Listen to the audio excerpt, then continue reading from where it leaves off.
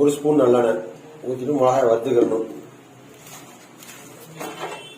3 மிளகாய் காஷ்மீர் மிளகாய் 3, 15 கார மிளகாய்.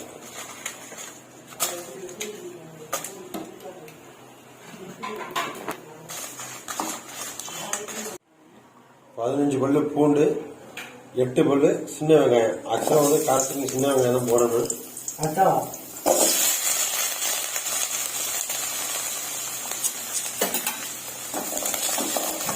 நல்லா வதங்கணும். பூண்டு நல்லா வதங்கிருச்சு. இதை அப்படியே அரைக்கிட்டு மிக்சியில் போட்டு அரைக்க வேண்டியதான். நல்லெண்ணெய் 2 ஸ்பூன் ஊற்றிக்கணும். மெயின் இந்த கார சட்னி பூண்டு சட்னிக்கு நல்லெண்ணெய் தான் அதிகம் யூஸ் பண்ணணும். கருவேப்பிலை 2 கொத்து, கடலுந்தூர்ப்பு கொஞ்சம் இப்படி தாளித்து ஊற்றிட வேண்டியதான்.